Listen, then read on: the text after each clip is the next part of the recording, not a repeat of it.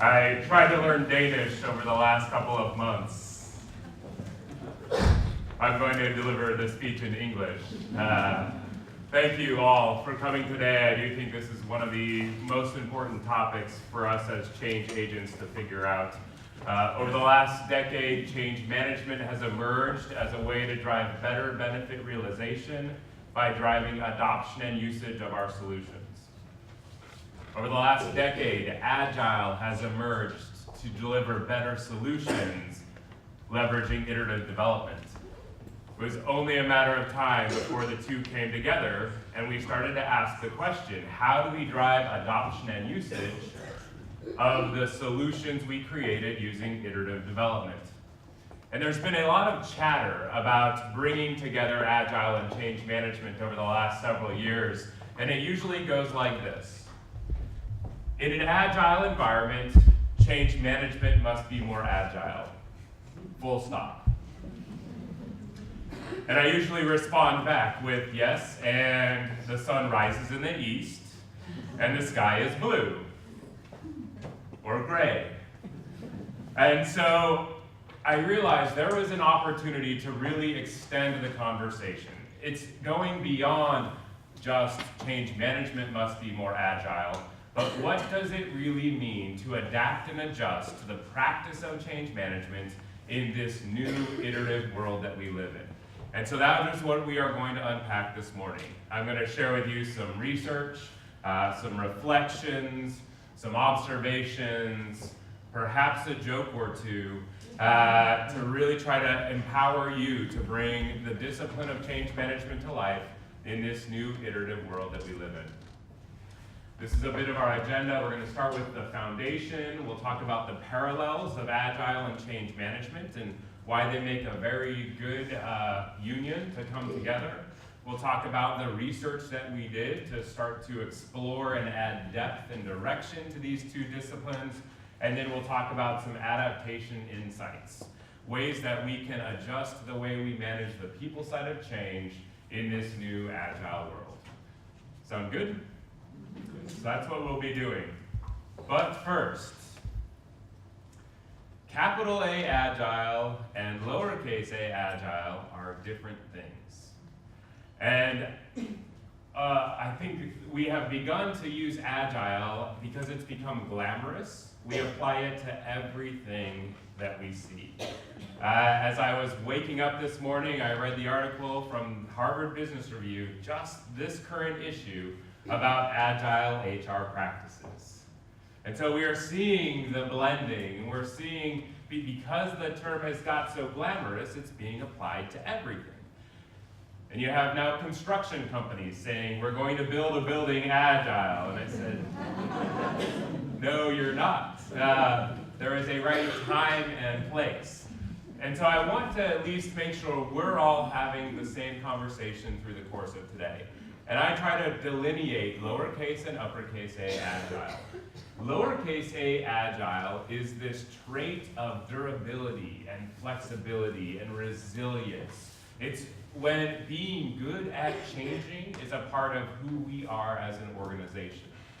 Uppercase a Agile then is this iterative development method. Now, the project management world has been doing iterative development for 50, 60 years. But in the last 15 years, all of a sudden, software developers brought the Agile Manifesto, and it has really taken hold. But it's self-forming teams and iterative work to start to do things in a new way. They certainly interact with one another, but they are different things.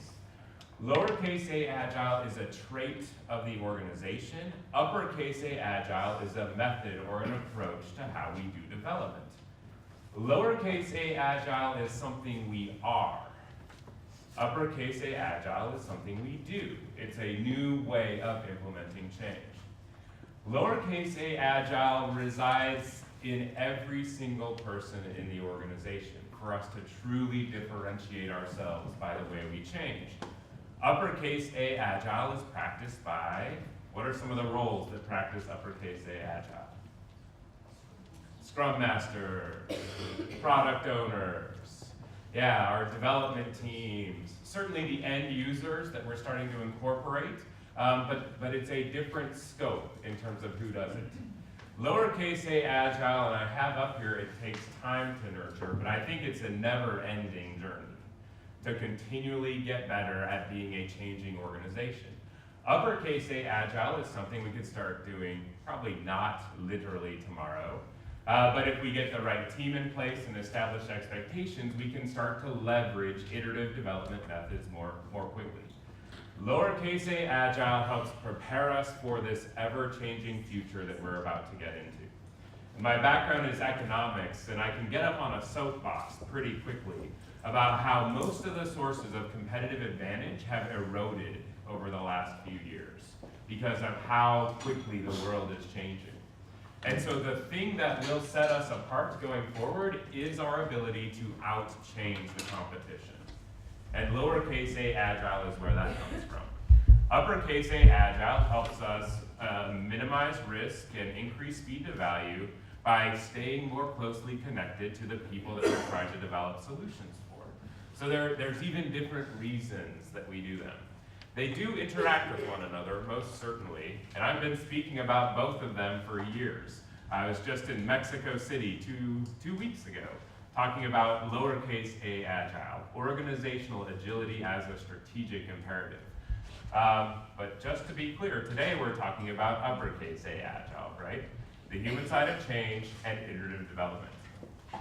So pull out your smartphones.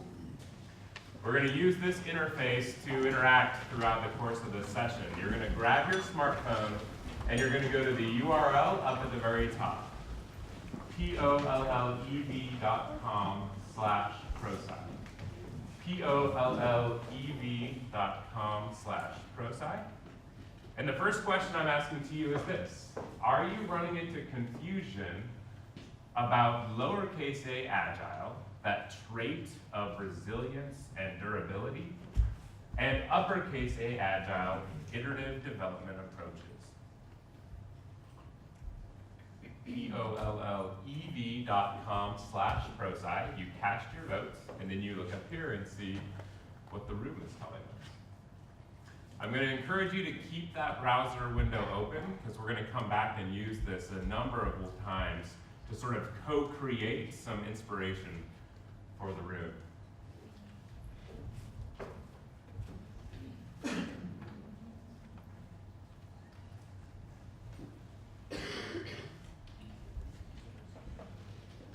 '84, '85 of you have cast your votes. 6% say all the time, 28%, 26%, 27% say a lot, 44% say some, 17% say not much, 16% say no. So for those of you who voted the bottom two, I'm going to just tell you, just wait. Just wait. As Agile becomes such an attractive term, you will start to see some of this confusion. Now, I believe that this is more than semantics. It matters that we are having the same conversation when we go back and engage our organizations. This is some data from a webinar I did with 400 and some participants, and it's right, pretty close to what we see. And so I want us to have this conversation. I'm going to give you 3, 4, 5 minutes. Chat with the people around you. And the question is, what is the value of adding clarity to this lowercase Agile, uppercase a Agile conversation? What is the value if we can bring clarity to the conversation in our organizations around lowercase and uppercase a Agile?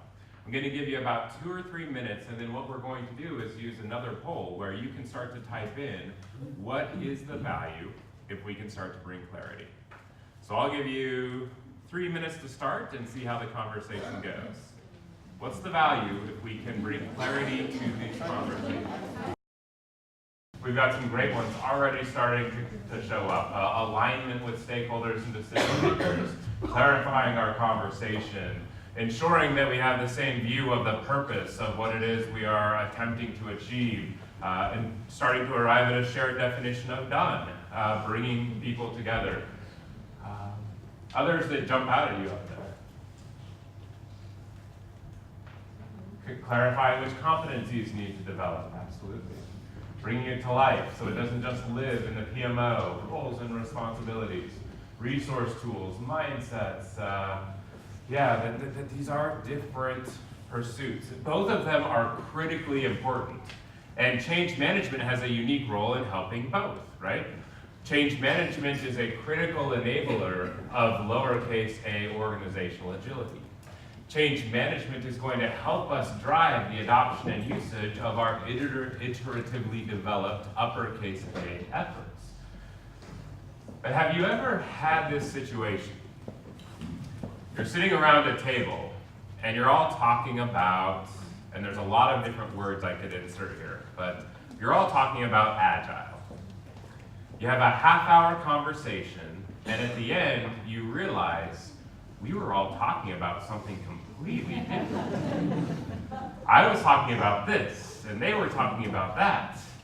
And we still had a wonderful half-hour conversation, but we didn't get any further along because we haven't created a common and shared understanding of what it is we're discussing.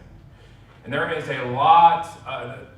are a lot of words being used in business today where we sit around the table having the conversation, but we have not actually created the common and shared understanding of what it is we are actually talking about. Agile is one of the big ones. Change management is another. We sit around talking about change management with very different definitions in our heads of what it is we actually mean. Are there other terms that you're finding where we have a conversation around the table, but we're all talking about very different things? Digital is huge, right? Digital, we're in a digital transformation. What does that mean? Digital and the digital revolution and digital transformation is huge. Transformation is another one. Transformation has gotten very glamorous with no definition, shared definition of what it means. Others. Capability, absolutely. Disruption. Culture. Collaboration. The one that it keeps running into, that I'm running into a lot right now is innovation. You know, and I don't claim to be the one who gets to define them all. I just want you to work as a catalyst of change. Ensuring that there's common and shared understanding is essential to get these things to move forward. It helps us speak the same language, understand the different goals and values, helps us figure out how to commit the resources we need. So, big A, little a, Agile, I think is an important, it's going to be an obstacle. It's an exciting obstacle, but it's something we are going to run into as change agents in our organization. So alignment, clarifying expectations, clarity of purpose, communication, understanding, getting us on the same page. I mean, I believe there's nothing more powerful than two people on the same page, and nothing more distracting than two people who are not. And so as catalyst of change, you get to start to bring clarity of definition. You should start to bring clarity of definition and understanding. So that's our big A, little a, Agile. Let's get into the foundation. Nothing that we know about change management applies to Agile. False. But I hear this a lot from some of the Agilists, right? Oh, change management is so waterfall. None of it actually makes sense in an Agile world, and I call nonsense. Because it turns out human beings are at the crux of every change that happens.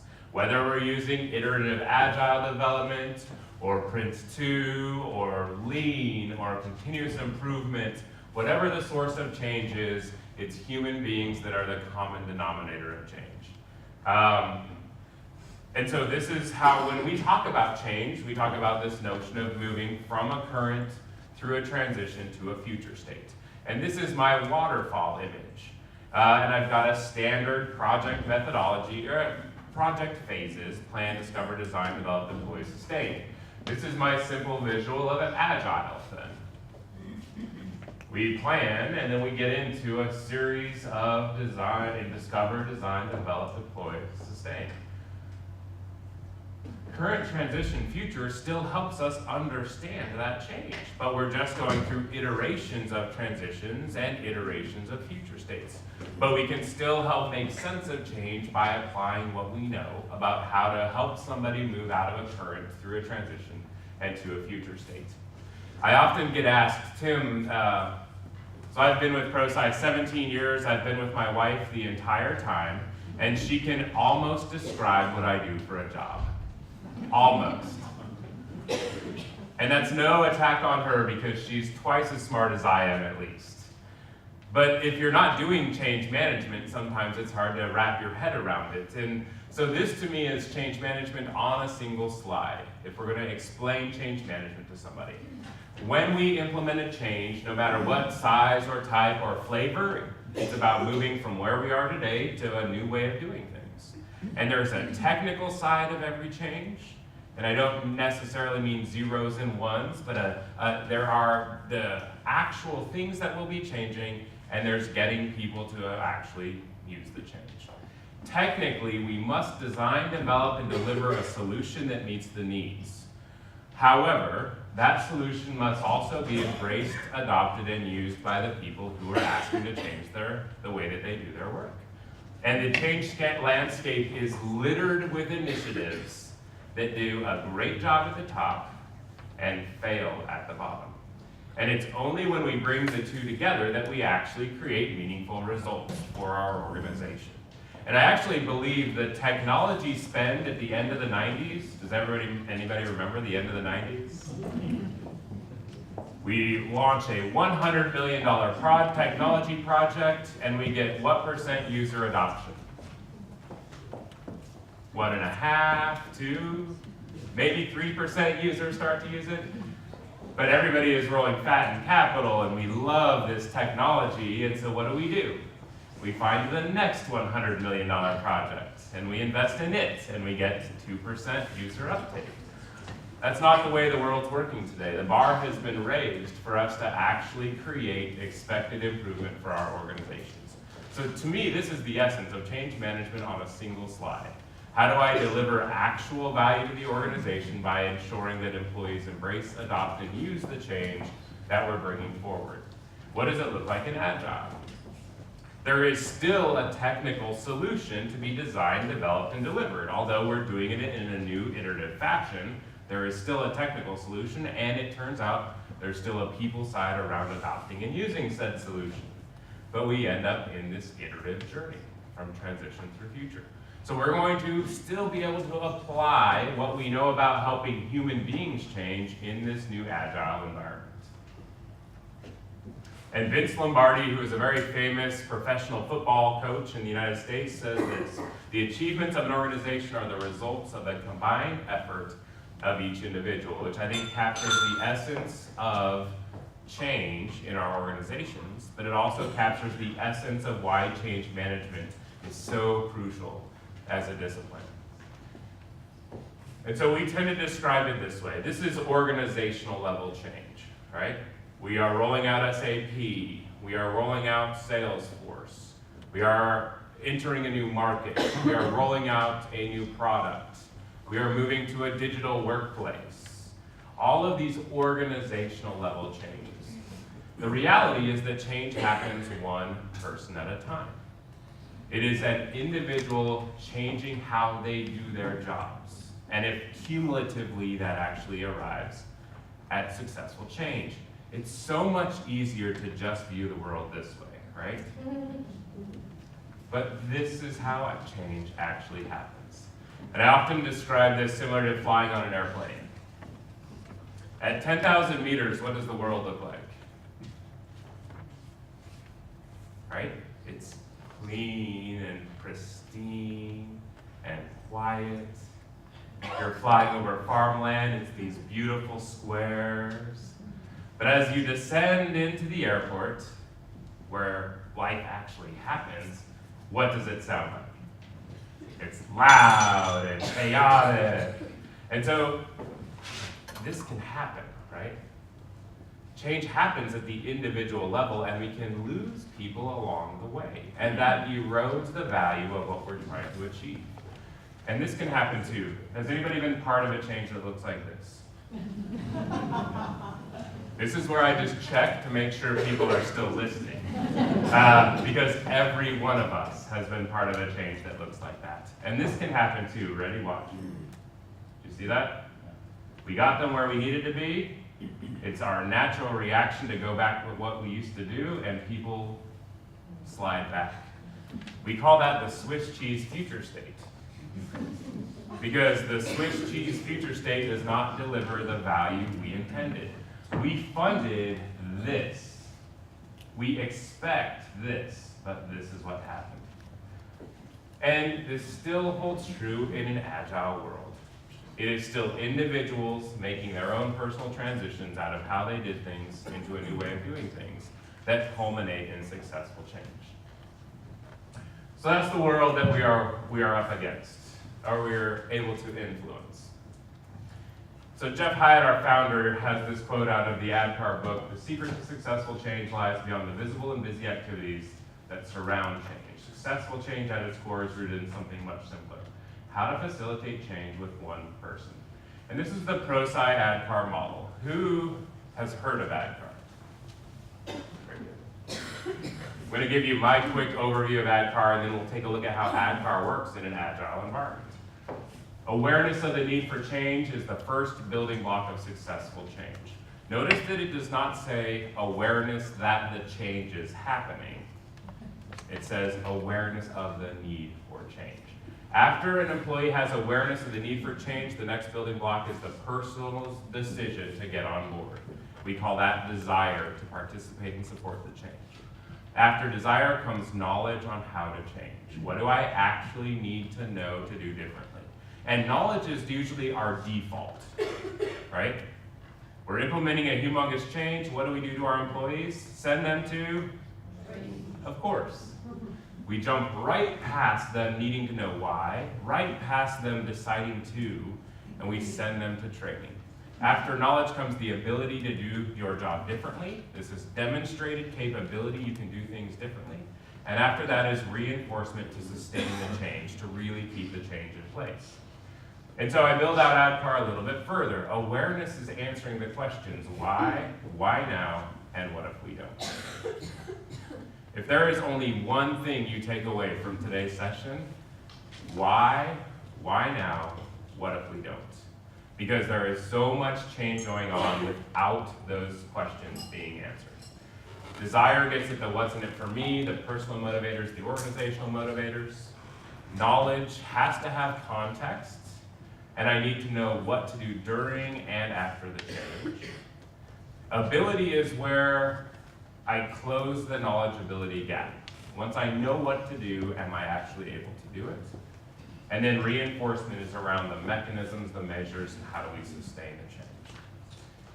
And so we know we've created ADKAR when we hear somebody say, I understand why, I've decided to, I know how to, I'm able to, and I'll continue to. If we can get our employees to that point, we have facilitated that individual transition that we need.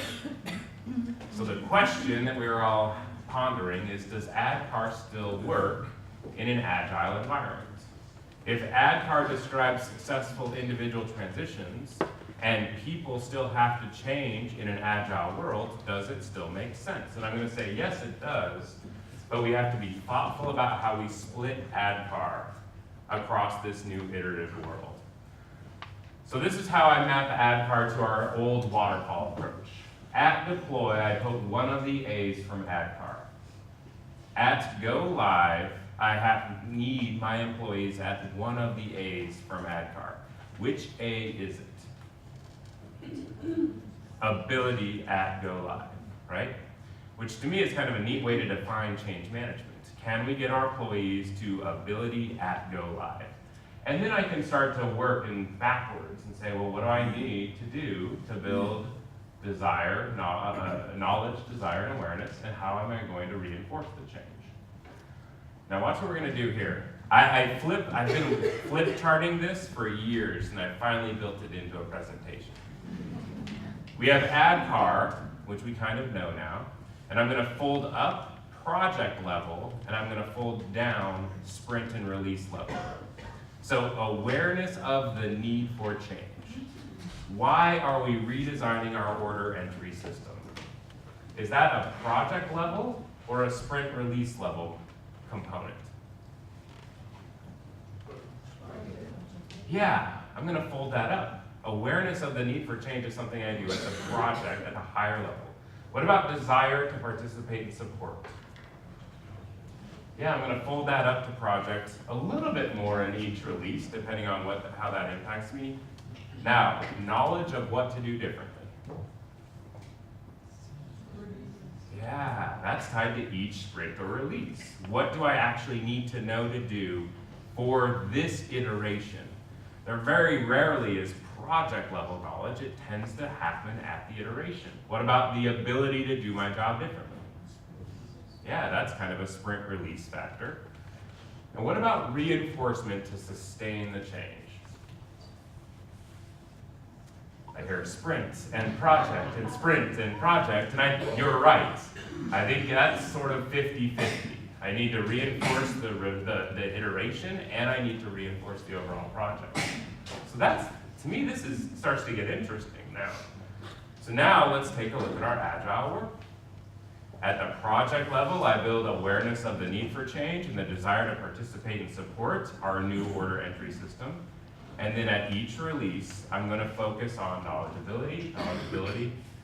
I'm not going to ignore awareness and desire. I might bring those forward each time, and then I'm going to reinforce the whole thing. So I've taken something like ADCAR that we know and started to split it out across an iterative world. Now, we support people through ADCAR by using what we call the 5 levers of change management, the sponsorship roadmap that describes what our senior leaders need to do to support this change. How do our senior leaders actually be the face and voice of change? Communication plans, and I often make the joke, it's not a funny joke, but it's a joke, about the difference between a communication plan and a telling plan. Communication plan and telling plan, right? How many projects have telling plans? Every single one of them. We tell employees the solutions we evaluated. We tell the employees the next thing we're going to do. We tell the employees the vendor that we picked.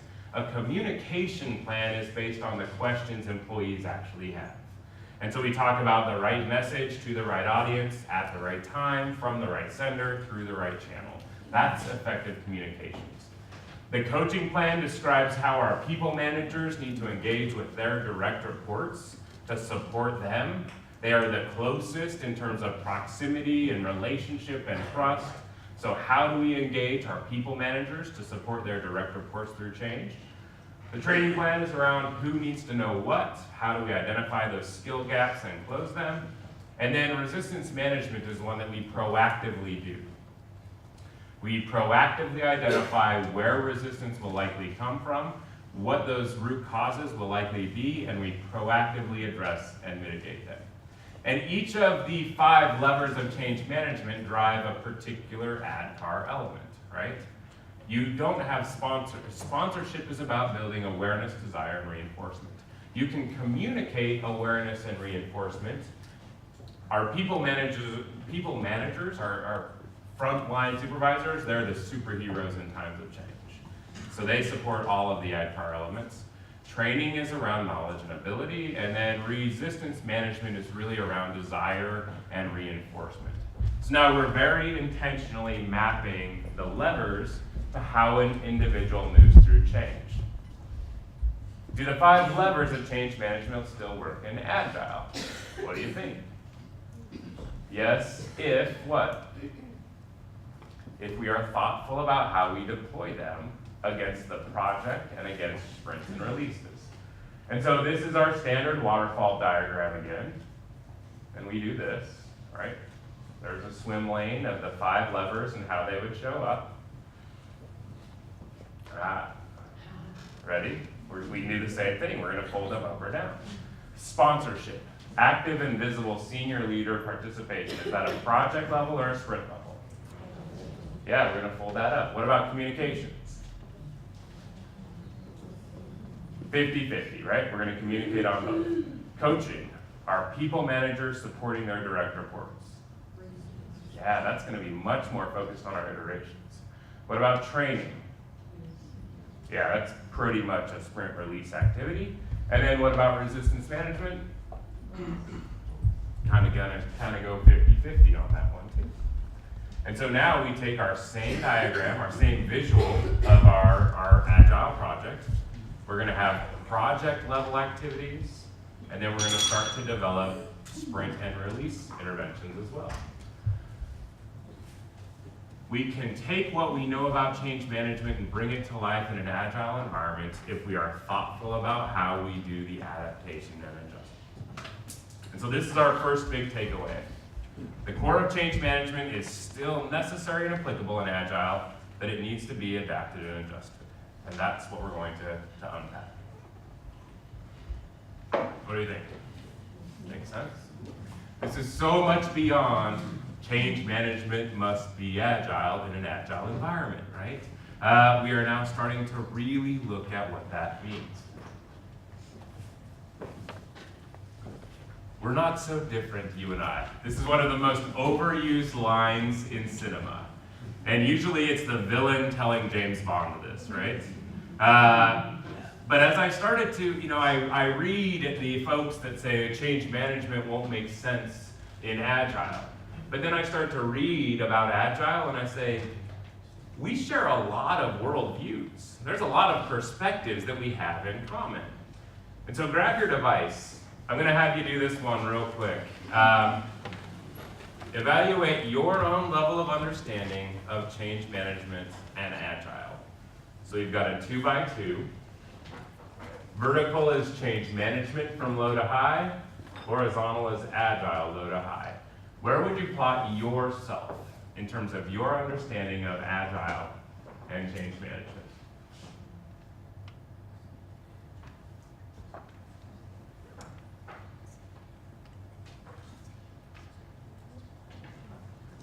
Just some foreshadowing. The very next one is going to ask about your organization. So this is you, but then we're also going to take a look at your organization. Very nice. So we've got a very nice group. The wisdom of the crowd should be good here. 59 of us, 58 of us are in the upper right, 42, 41 are up in the upper left. A couple of us are here to really learn what we've got in front of us. All right, ready? Here comes your organization. I'm tempted to cover my eyes and guess what this next one is going to be. Ready? Where would you plot your organization? Is the bottom left filling up? Yep. Both of these are emergent ways to do change, and so we are going to expect that there's some opportunity to get better. I love this one.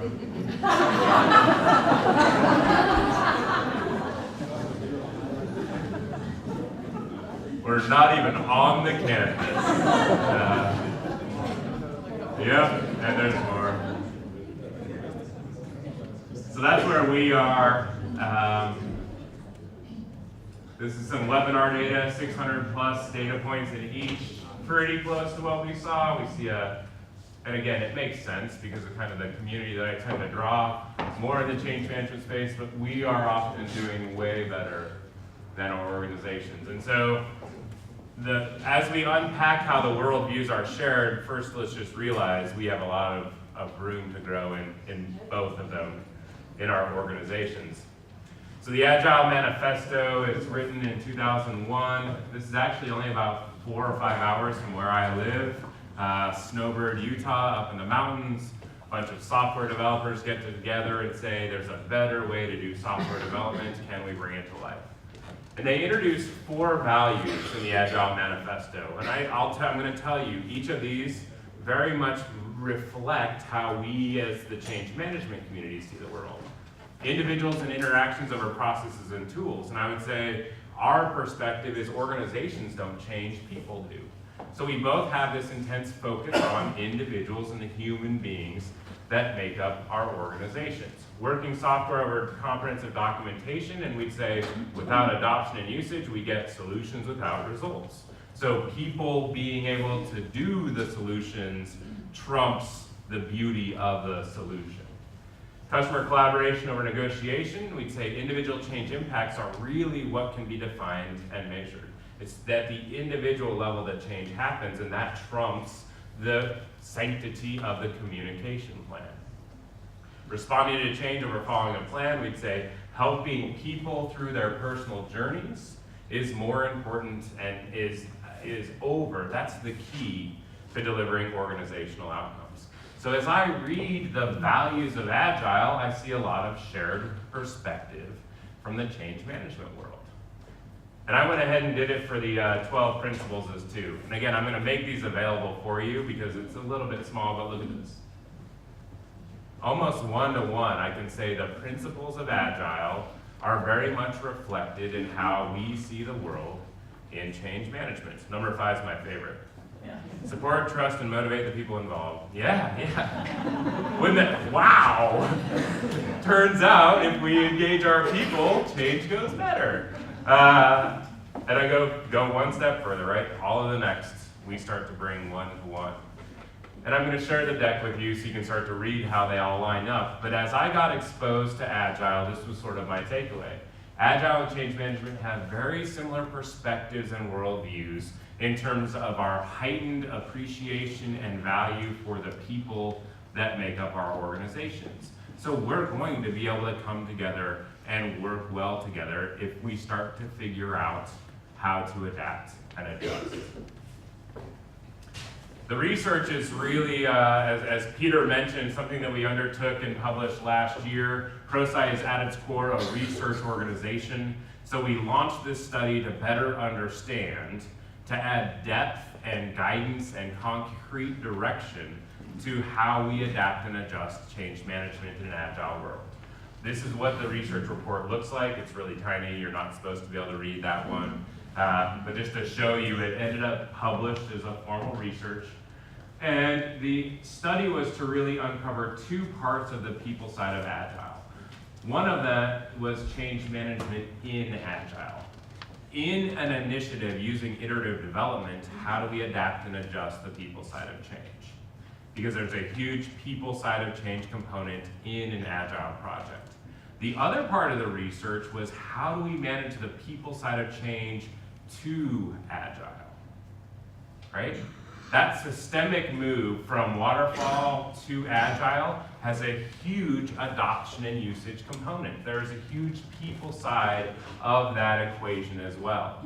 In my experience is that one's being done really poorly right now. How many of your organizations have fallen into this trap where the CIO flies on a transcontinental flight? Now they've got access to the seatback magazine. They read that HBR article. They come back and send an email on Monday that we're doing Scrum training on Tuesday, that Wednesday we're going to be a full Agile shop. That's not the way to bring the systemic move to Agile to life. And so we really explored both of these components of the move to Agile. This I thought was interesting. The types of projects using Agile. 35% said only IT, 47% said mostly IT and a few non-IT, but then we do see the uptake of Agile in non-IT projects. And I mentioned the HBR, like literally the one that goes out today, has a whole article about Agile HR practices. So grab your device. I'm curious where you all land on this one. What types of projects are using Agile development in your organization? Only IT projects, primarily IT, equal, few IT, but mostly non-IT, only non-IT, or we don't use Agile.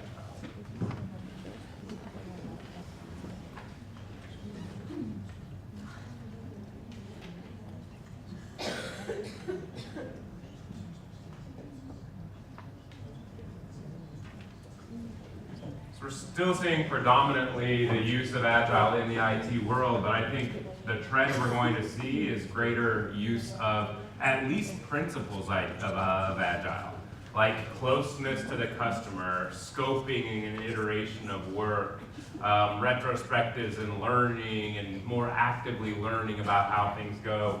We're going to start to see that come to life in a lot more of our non-IT projects as well. So we're actually pretty close to what my research showed. We also asked, did you completely adopt Agile or did you incorporate it into Agile? And I thought this was interesting, right? Almost 3/4 were just incorporating Agile principles into how they were delivering projects. So things like the user story and connection to the end customer and retrospectives and scoping, these are all aspects of Agile that we can incorporate into our standard project delivery process. We sometimes call this Wagile, right? Waterfall and Agile, and we're starting to blend some of the best. And I think that'll be very interesting to watch as we go forward.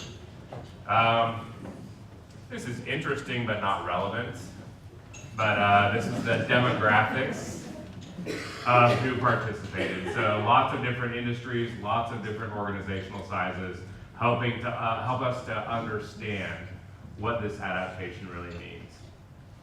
In the in-Agile space, we really looked at the impact of the iterative nature, contributors to success, obstacles, what to do differently next time, and I'll explore a good bit of that in the next couple of slides. And then for 2 Agile, we talked about what was the motivation to move to Agile, how structured was the move to Agile, and the data is alarming at how unstructured the introduction of Agile is in many organizations. Top contributors to success, greatest obstacles, and so forth. So the big takeaway here is that it's no longer just people espousing their best guess. There's actual concrete research with 277 change practitioners around the world helping us better understand this move. So we're going to kind of close out by looking at some of the insights that came out around how do we adapt the practice of change management in Agile. I'll start with this. Can anybody read this?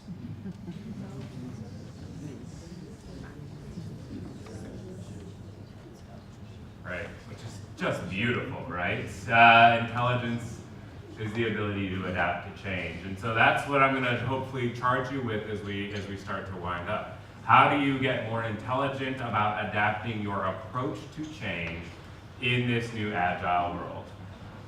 And so this was, I'm going to give you just some of the research. So at the top you have a quote that came right out of the research, and then I'm going to highlight a couple of the key points. How did Agile's iterative nature impact change management?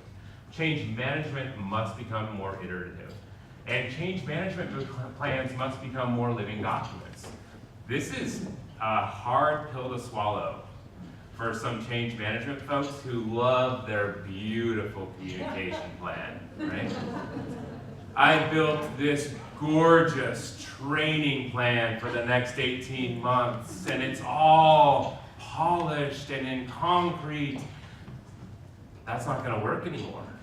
We as change practitioners have to become more iterative in our approach. And I thought number 3 was really interesting, that change management requires more upfront work. Because one of the indictments of the waterfall methodology is there's too much time spent planning, so we don't adjust along the way. But when we talk about the people side of these projects, we actually have to do more upfront planning to be ready to pivot along the way. And this is what the write-ups look like in the full research, but that's some of the insights around the adaptations. What about the biggest contributors to success?